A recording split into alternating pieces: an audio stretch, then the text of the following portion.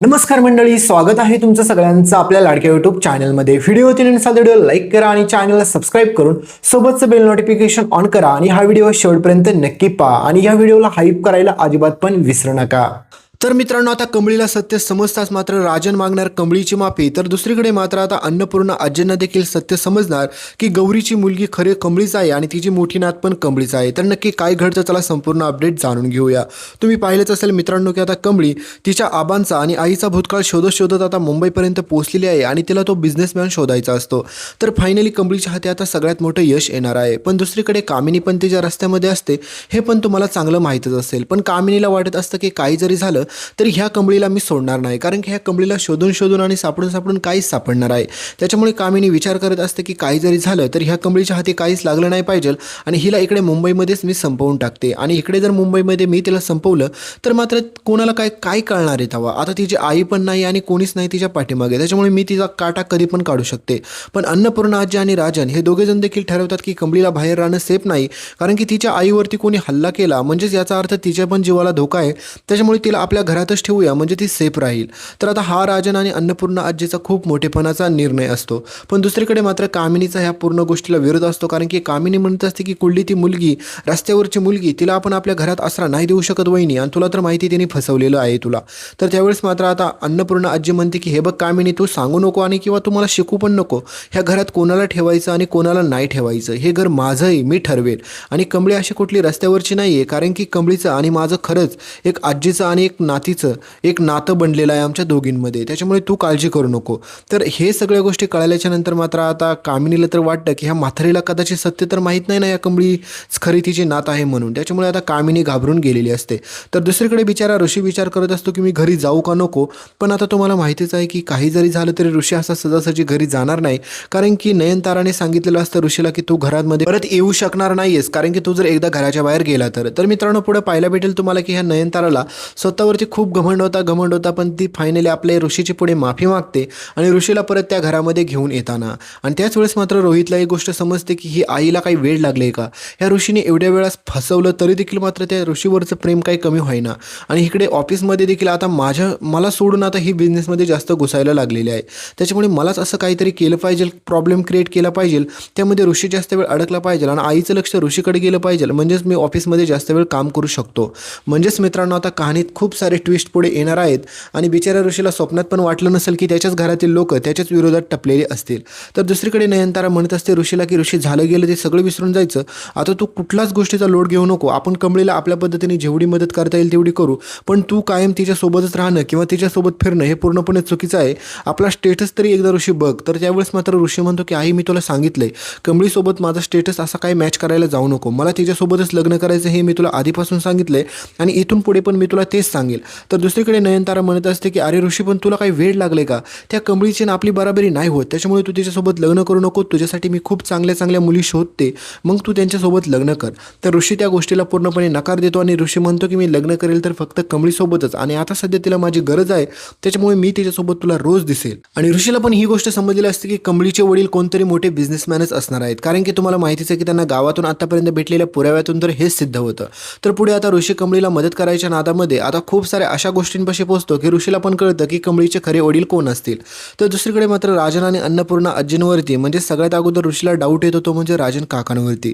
तर का डाऊट येतो मित्रांनो, तुम्हाला पण माहितीच आहे की राजन काका पण त्यांच्या म्हणजे मुलीला आणि त्यांच्या बायकोला शोधत असतात, तर दुसरीकडे अन्नपूर्णा आजी पण त्याच्या नातीला शोधत असतात, हे तुम्हाला आधीपासूनच माहीत असेल आणि ऋषीला पण ही गोष्ट माहीत असते। तर ऋषी म्हणतो की आपण एकदा राजन काकांना विचारून घ्यायला काय हरकत आहे।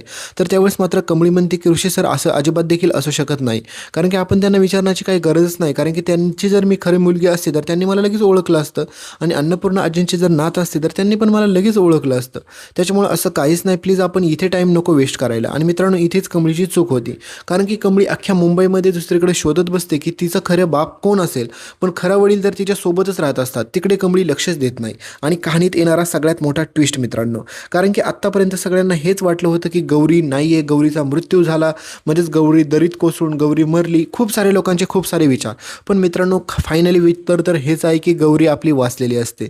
आणि मित्रांनो आता गौरी वाचलेली तर खरी आहे, पण मित्रांनो आता त्या गौरीची आणि सगळ्यात आधी कोणाची भेट होईल हाच सगळ्यात मोठा ट्विस्ट असेल. तर दुसरीकडे मात्र आता कमळी आणि ऋषीचं प्रेम पण जास्तच बहरतं आणि कमळी आणि ऋषी एकमेकांच्या आता जास्तच प्रेमात पडलेले असतात. तर दुसरीकडे मात्र कमळी आता तिच्या वडिलांच्या शोधामध्ये अंतिम टप्प्यापर्यंत देखील पोहोचताना तुम्ही पुढे पाहाल. पण ह्या कामिनीचं काय? कारण की कामिनी म्हणते की त्या गौरीला संपवून तर मला एवढे दिवस झाले, पण ह्या कमळीचा काय माच कमी होईना.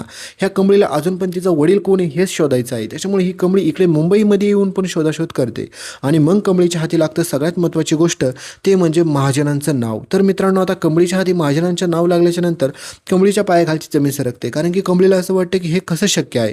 आणि त्यावेळेस मात्र कमळीला कळतं की त्यांच्या त्या वाळंज गावामध्ये सगळ्यात अगोदर जर कोणाची कंपनी म्हणजेच कोणाची फॅक्टरी इंडस्ट्री जाणार असेल तर ती जाणार होती महाजनांची. मग त्यावेळेस मात्र कमळी म्हणते की ती बॉस असतील तरी नेमके कोण. तर आता त्याचा शोध कमळीला घ्यायचा असतो.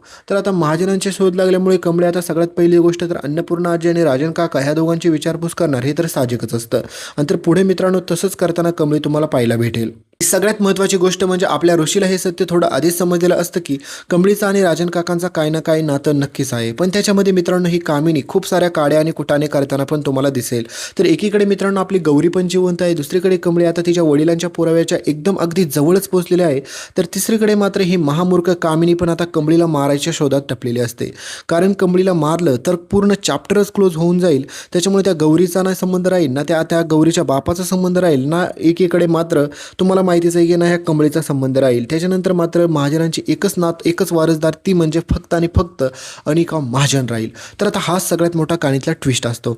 तर एकीकडे आता कमळी आणि ऋषी दोघेजण मिळून पण अंतिम टप्प्यात पोहोचलेले असतात. तर आता कमळी आणि ऋषी फायनली आता अन्नपूर्णा आजी आणि राजन काकांना खूप साऱ्या गोष्टी सांगतात. म्हणतात की आम्ही वाळंज गावामध्ये गेलो होतो, त्या ठिकाणी मात्र अशी गोष्ट म्हणजे A to Z आत्तापर्यंत घडलेली गोष्ट सगळी काय राजन आणि अन्नपूर्णा आजींना सांगते कमळी. तर त्यावेळेस मात्र राजनच्या डोळ्यात डायरेक्ट पाणीच येतं, कारण की राजनला कळतं की आजपर्यंत मी माझ्या म्हणजे माझ्या मुलीला जेवढीकडे सगळीकडे शोधत होतो ती मुलगी माझ्यासोबतच होती, हे मला अजूनपर्यंत का समजलं नव्हतं. आणि त्याहीपेक्षा महत्त्वाची गोष्ट म्हणजे एकीकडे तुम्ही पाहिलं असेल की अन्नपूर्णा आजीने गेली कित्येक वर्ष आपल्या मोठ्या नातीला पाहिल यासाठी खूप सारे उपास तापास केले, खूप साऱ्या गोष्टी केल्या, पण मात्र तिला अजूनपर्यंत ती भेटलीच नव्हती. त्यांना वाटलं की ती नाहीच आहे, म्हणजे तिचा मृत्यूच झाला. आणि त्याच वेळेस मित्रांनो राजनला समजतं की ही कमळीच माझी खरी मोठी मुलगी आहे. आणि त्यावेळेस मात्र राजन कमळीला मिठी मारतो, तिची माफी मागतो, मला माफ कर. त्यावेळेस मला खरंच अमेरिकेला मीटिंगसाठी जायचं होतं, म्हणून मी त्या गावातून गेलो, परत रिटर्न आलो तर त्या ठिकाणी ना तू होती, ना तुझी आई होती, ना आबा होते, कोणीच नव्हतं. मग आता गौरी कुठे, मला कमळी खरंच सांग, कुठे गौरी, काय झालं गौरीसोबत. आणि राजन माफी मागत असतो आणि म्हणत असतो की मी तुला सोडून कधीच गेलो नव्हतो, पण परिस्थितीच अशी आली होती की ते घर कोणी जाळलं काहीच तपास नव्हता. आणि त्याच्यानंतर मी सगळीकडे त्यांचा शोध घेतला आणि आजपर्यंत मी त्यांचा शोधच घेत होतो, पण ते मला अजूनपर्यंत भेटलेच नाही. मला गौरी भेटली, गौरीने सांगितले की तुमची मुलगी ह्या जगात जिवंत नाही, तिचा कधीच मृत्यू झाला. तर मला सांग गौरी कुठे आहे कमळी, लवकर आपण तिला घेऊन येऊया.